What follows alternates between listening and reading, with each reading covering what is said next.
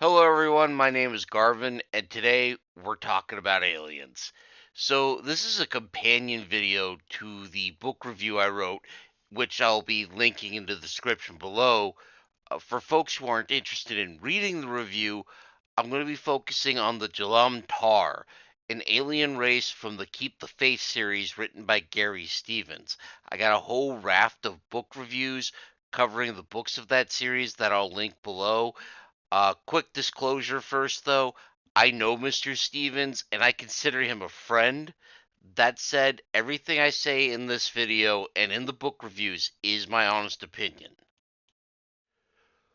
Who are these aliens? The Jalm'tar are the antagonist of this new story arc. They're a rather withdrawn group of aliens who only allow outsiders access to a single world in their entire empire. Unlike humanity, they are politically united and they're a monoculture, and I'll come back to that, so stick a pin there. Recently, they have started reaching out to human worlds who are divided into a number of independent states and cultures, mainly to sell cure all. Now, they claim cure all is a miracle medicine for just about everything that ails you, but it's really just an insidiously addictive drug and painkiller. The Jalm'tar plan is a simple one. Get a huge chunk of the target population addicted to their drug and use that to force the government in question to sign unequal treaties with them, which will allow the target to be slowly absorbed into their empire as a vassal state. It's a straightforward plan that has worked on two or three other species before they encountered humanity. Now, the use of drugs to further imperialist designs has happened in history before. For example, you can look at the Opium Wars in China, where the British Empire forced the Chinese Empire to allow them to sell opium to the Chinese people at literal gunpoint.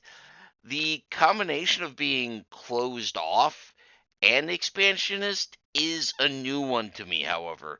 Usually, expansionist powers are way more open to trade and interaction as they see that as a way of expanding their sphere of influence, whether that's culturally or economically or what have you. The Tar, however, choose to be closed off, much like the Japanese before the American Commodore's Perry's visit, while also being expansionist imperialist at the same time, which is kind of an interesting twist, I think. Another interesting twist is the rather alien worldview that the Jalm'tar have, where most human philosophies and religions seek or at least believe in an underlying order to the universe. The Jalm'tar decided there is no order, only fortune and blind chance. Now, don't get me wrong, they believe in planning and prior preparation, but mainly as a way to encourage good luck, as fortune does tend to favor the prepared after all. But this is so ingrained into their society that you can even challenge the heir to the throne, because they are, of course, a monarchy, to a dice off for the chance to take over the empire. I can only imagine this leads to some wild parties and confusing days after. I mean, think The Hangover, only you wake up to find out you're now Emperor of Space. This does impact everything from their politics, their day to day behavior, how they look at the world, even how they react to things in casual conversation. For example, if there is no underlying order, there's no moral structure to the universe either, something most religious folks would reject out of hand, I think. I really like this, and I think that Mr. Stevens ensures this creates some rather alien behavior and reactions from our villains here. I'm not a huge fan of alien monocultures, however. Now, for those of you at home wondering what the heck I'm talking about, a monoculture is where you only have one single culture present over a large group. It's fairly normal for alien species in science fiction, and it's one of those things I get frustrated over. Part of this is my college degree in social anthropology, which is the study of culture, And having a single culture doesn't seem like a natural state for a sapient species to me. Now, before you accuse me of reasoning from a sample size of one, I'm actually going to point at orca and chimpanzees as other examples of this. Orcapods in the wild will develop unique languages and hunting strategies that are passed down from generation to generation, to the point that orca from one region will eat completely different animals from one another, and we use completely different patterns of whale calls, and it doesn't seem like they can communicate to other pods sometimes. Chimpanzees additionally have been observed using different styles of tools and using them for different things from region to region, and at times even developing different social organizations. So, my view is that any creature with a certain level of social organization and intelligence is going to develop local and regional cultures instead of just having one vast culture that is the same no matter where you go, because that really wouldn't make sense. There are, of course, ways to develop a monoculture. The simplest way is to have one culture simply conquer and absorb the rest.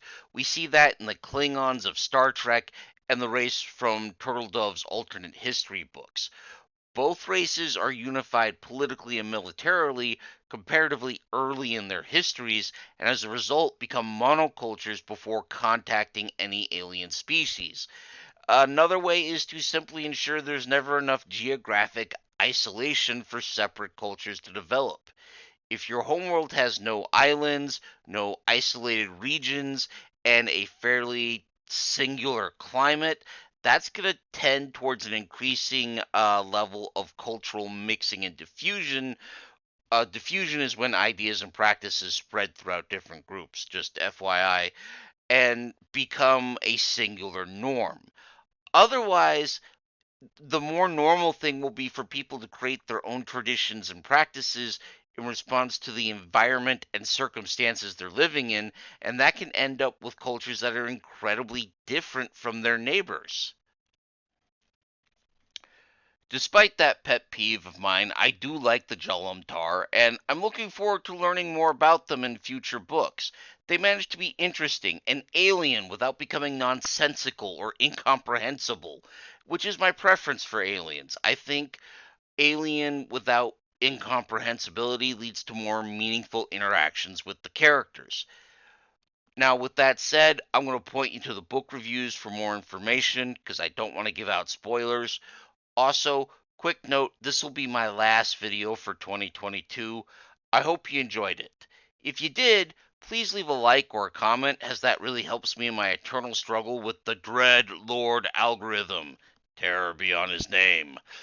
Or feel free to subscribe and hit that bell because I will be back on the 20th of January 2023. Now, what video I'm returning with is up to vote in my Patreon, where you can vote as well for as little as $1 a month. My Everwise patrons are leaning pretty hard on a book review or two, so by the time this video goes up, there'll likely be a poll of what books I should review in January. Speaking of my Everwise patrons, special thank you to Big Steve, my biggest patron. As always, I appreciate your support, big guy. So I hope to see everyone back next year. But until then, have a happy holiday, stay safe, and of course, keep reading.